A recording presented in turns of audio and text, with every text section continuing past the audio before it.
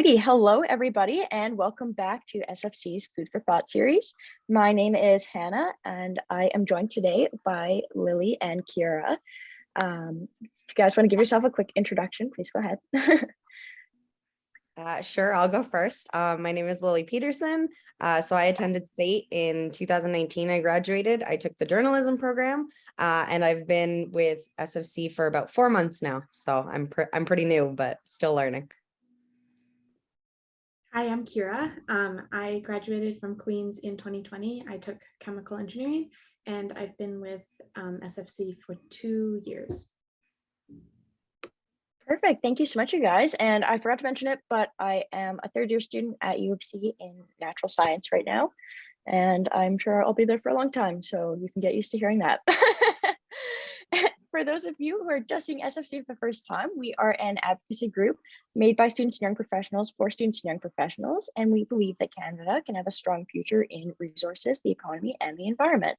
Please feel free to connect with us on any of our social medias at any time. All of them are at Students for Canada if you want to learn more about what we do.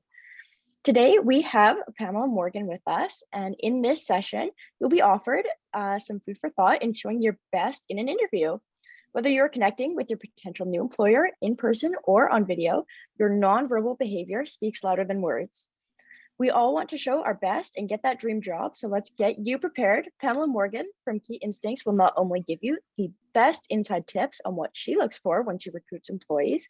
In addition, Pamela has also been trained by a behavioral specialist officer from the US, allowing for her to share some amazing insights into how and why we do what we do.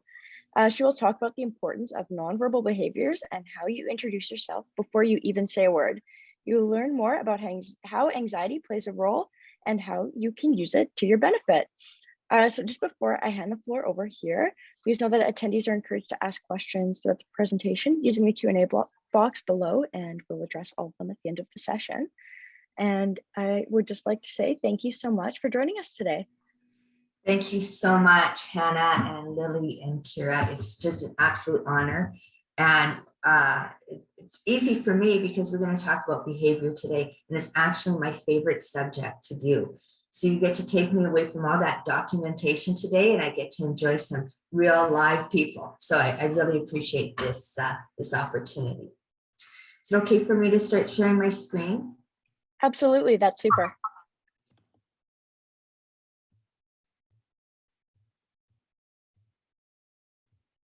Okay, here we go. And we'll hope that technology works fine for us today. So thank you everybody for taking some time and sharing your time with me today. Today we're going to talk about hacking the interview. So, excuse me. There's two sides to an interview. There's obviously the resume. You want to build out a good resume, and I'm sure that you have conversation on that and making sure that you show your best on paper. Today, we're going to have a little bit more fun. So I invite everybody to participate and ask me all those really difficult questions if you have any, and challenge me. Oh, and see, and here we go. There we go.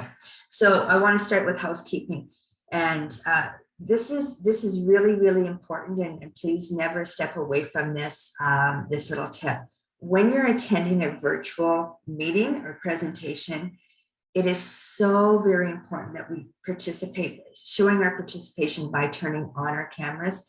That's allowing us to be present. I know we have all of this awesome technology, and we're super grateful for it, but setting your phones aside, whether you're in a presentation virtually or in person, it really shows respect to the person who's doing it. And it also allows that great energy. Believe it or not, there's energy that comes through a screen, not just in person. I'll talk a little bit about that too today.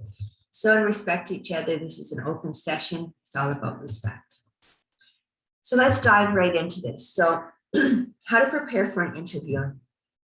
I had the challenge I always call it my past corporate life, before I started an HR firm, to be trained by a behavioral specialist officer,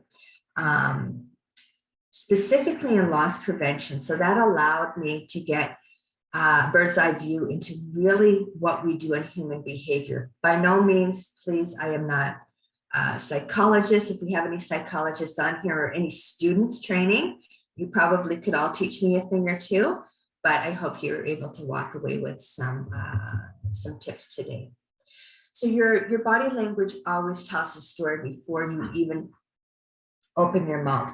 So when we think about going in for an interview, even if you just think about that for a moment, it probably offers a little bit of nervousness within your body going, I really want the job. I really want to show my best.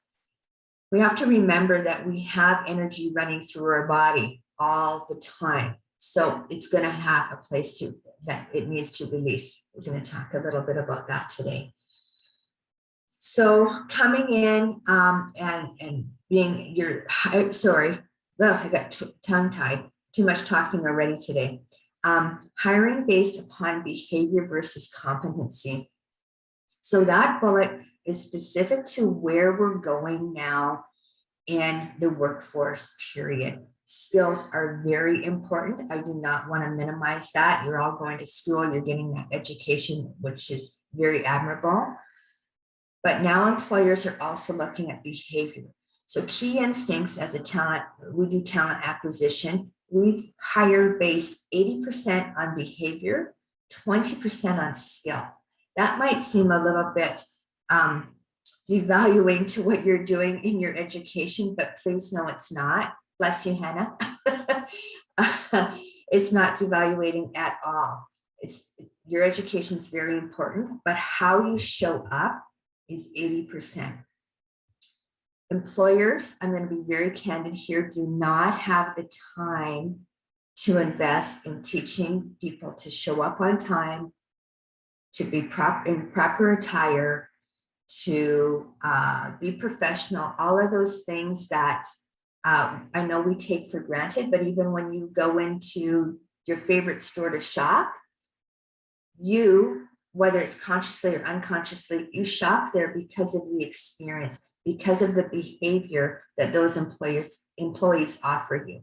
So again, behavior is the utmost important. Assessments. You probably start to find now a lot of assessments, whether it's Myers-Briggs, 16 personalities, the list goes on and on, DISC, that at the time when you're getting interviewed, if you get through the screening process, the next step sometimes is they ask you to complete an assessment. There's a method to the madness on that, because that assessment is going to speak to your behaviors, going to talk to your skill, but again, it's going to primarily speak to the behaviors, your personality, how you show up in the workforce, how you create and build relationships, and how you learn. So very, very important to do. And anybody who's in psychology will tell you it's pretty hard to fudge those assessments. They ask you the same question about 20 different ways. So you can't work it too much. You're going to have to show who you really are, which is awesome, right? And embrace that and be very truthful in that. Then we have where your energy goes when we're nervous and finding your calm. So when you think of yourself personally, when you're nervous, your energy actually leaves your body through different forms. For men, I don't know what, I can't answer this question, but for men, it's usually through their legs. And if you notice, even if you're on a date or you're out and you're having a good time, it doesn't always have to be professional. A male will tend to start to vibrate his leg or his foot, and it'll just become a natural. And it's just energy. That's all it is. And energy can be excitement. When we think of nervousness, it's not always fear. A lot of times it's passion, and we're excited about having the opportunity. In this case, it would be in having the interview. So releasing that nervousness, it's natural for your body to do. But when we're aware of that, I call it a tick. When we're aware of that tick, then we have the ability to control it a little bit better. Women tend to play with our hair a little bit more, right? We do things like that. We tend to move our upper side of our body versus men tend to move their lower side of their body. Again, I'm not a psychologist that can answer that, the reasoning why that happens, but it does happen. So I just want to take a moment because I have a few lovely individuals on the screen with me today. So if I could just call somebody out, or if somebody would volunteer, where do you get nervous? Where does that show up in your body?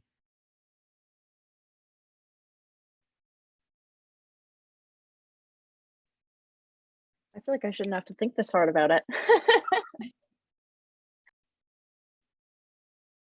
I definitely find that my knee bounces more often, or I play with my hair a lot. Or you play with your hair? Yeah, I play with my hair, or I get butterflies a lot. I'll get butterflies in my stomach, or like my heart will beat really fast. Yeah, it kind of palpitate a little bit. Yeah. Hannah? Definitely I'm like a stressed sweater, but I think mostly I just don't know what to do with my hands. So it always feels really awkward, like they're just around, or I don't know.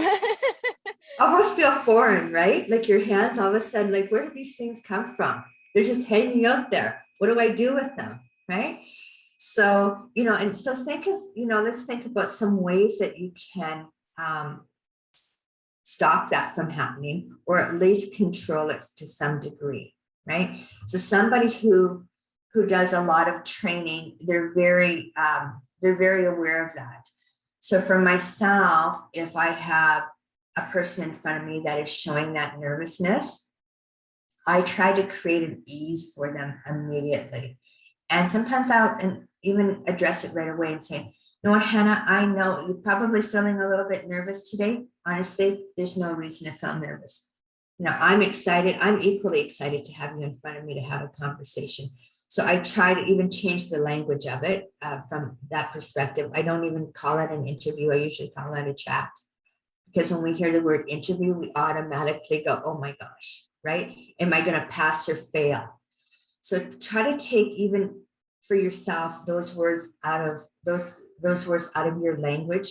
It's going to offer you a little bit of ease. And then again, as the normal interviewer, a little trick that I do is I have you mirror me. So I try to have that. I have you under control. Sounds horrible, I know, but I try to take control of the situation under 5 minutes. So then I start to have you mirror. Either I'll do this, I'll move my hand, say, Lily just did it, right?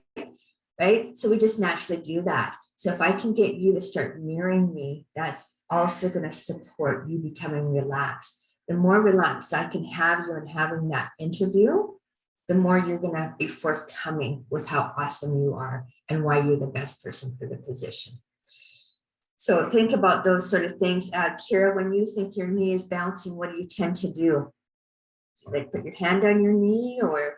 Yeah, or sometimes I just let it go if it's what my energy needs to release at that moment, if it's not disturbing anything.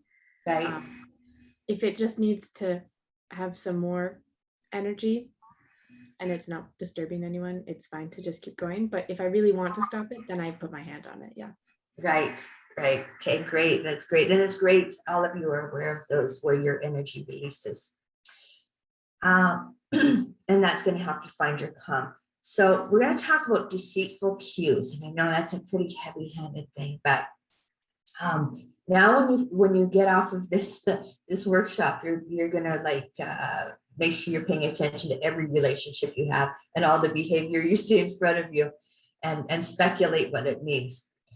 So some of the misgivings that we're told is if somebody doesn't make eye contact with you, they're being deceitful. It's a little bit extreme, I'll be honest with you. You don't want to have to be in an interview and staring dreamily into somebody's eyes for 1 hour. Like, that gets weird. Let's be honest, right? So we want to just be able to look at that person and then deflect at something else, and then look back at that person and deflect. That's normal human behavior. So don't get too caught up in that. Where some interviewers view eye contact, however, is if you look to the left, that is a cue for reflection. You're trying to retrieve that thought. If you're looking down to the right, that is a deceitful cue. You're making up that thought. You're trying to just make it up. I can't think of another word for it right now. Sorry. So there's definitely, there is a method to the madness on that. I'll let you know from the loss prevention side. Whenever I was in those interviews, we called them, with individuals, it allowed me to watch that human behavior. So you can imagine people were really nervous when I was asking them how much they stole from a company. So when I was doing that, a lot of things were happening on their body, a lot of nervousness, and they were trying to calm themselves. But in that, your eyes always tell the truth. So just pay attention to when you're in that interview yourself, just be honest, and you see in there, honesty for the win. Honesty always wins, always. Your parents would have told you that, and there's a lot of truth in that. When we're honest, it allows us to relax.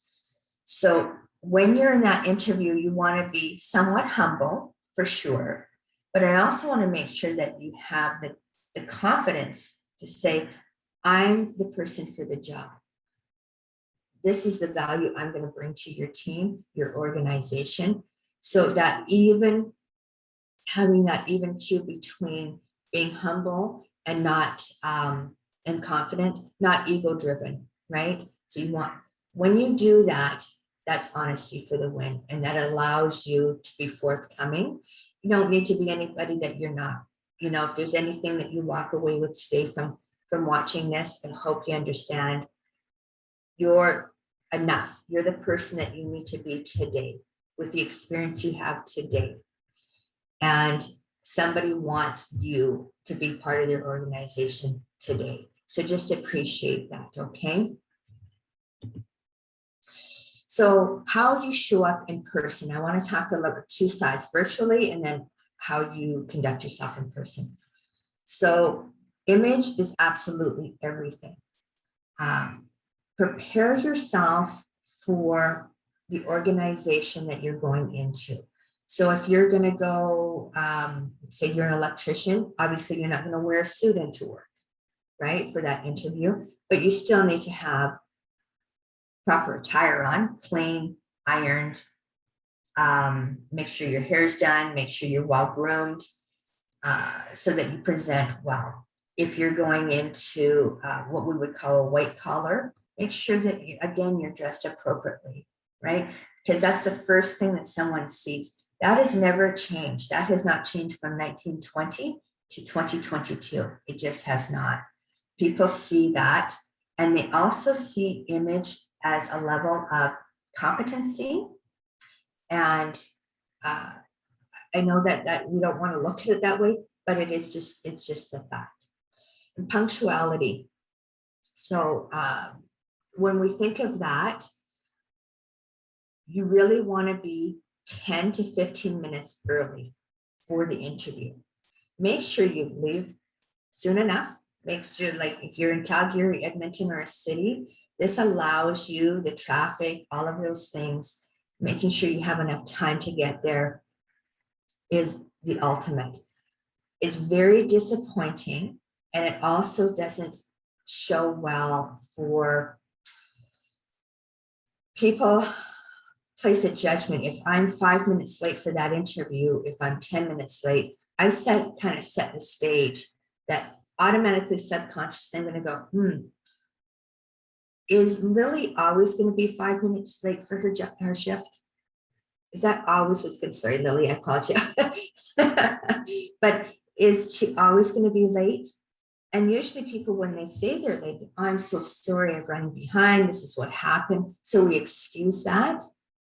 But as we're coming in to this new workplace after a pandemic, and the expectations of the employer does look different, the expectation is to be punctual. Show up on time. If you get right on time, that's perfect. But as a rule, you think, I'm going to always be 10 minutes early. That impresses people, because they're going to think, oh, you know what? Kira's always going to have that deadline beat by 10 minutes. She's always going to show up 10 minutes early. So I don't have to worry about that. That also speaks to trust. And be prepared. So please, I can't express this enough. This falls right into researching the company. You want to make sure that whether you're doing a screening for a screening interview or you're doing a formal interview, that you have done your homework on the company. Nothing will impress an employer more than you being able to show up and know who works for that company, C-suite for sure, right? So the leadership team, who's interviewing you, what that position is of the person interviewing you, and what the company's about, the position you're applying for. It might be limited based on if you went on Indeed or wherever you found that posting, but take what you can from that posting and say that, I don't know, I can't even think of we're going to say an HR administrator. Okay, that's an easy one for me because I'm actually looking for one right now. So I look for key components of that. So when I have someone apply, I expect them to be able to say, this is what I can bring to the table for you. This is how I'm going to support your organization to move into the next level. It really does not matter if you are serving coffee or you're going for a vice president position. You need to know what that position looks like and the value proposition that you can bring. We want to hear that. We want to be able for you to say, the company started here at this time. This is how they started. This is what they sell. This is what the widget is, whether it's a service or a product. And then with the ability of saying, you know, that your goal should be to growth within the company. So whether that is, you know, eventually you want to be sitting in the position of the person that's interviewing you, or you want to have long-term growth. When you go in and you present yourself that I'm just looking for a job, that really devalues yourself. It devalues the position, but it devalues yourself. Always be thinking for career, okay? And even if that career is a short-term career, that there's a difference between a job and a career in an employer's life. A job is you show up, you do your work, you go home. When you're thinking a career, I'm going to get 110% out of that person. Their dedication is there. There's an ownership there. So it's just really viewed differently. And I'll move on to the next slide in just a moment. It's just, this is so very, very vital that when you're presenting yourself, that you're aware of who you're speaking with. And how you show up virtually. So we've all been on Zoom or Microsoft Teams or whatever, Google Meet for about 2 years, maybe 2.5 years now. It's a great process. It's a great tool that we get to use when it works. And the reason I say that is because Hannah and I've had technical problems over the last week, so we appreciate things when they work. When you show up virtually, and I'm going to be really, really direct in this if I could, is again, image is absolutely everything. So you should be dressed the same way that you would be dressed if you were going to be sitting directly in front of someone.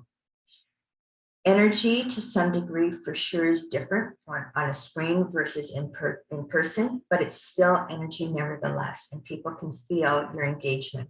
So if I'm on this workshop with you right now and I was an attendee and I'm looking at my phone while somebody's talking, especially if I'm the interviewer and I don't have 100% presence from you,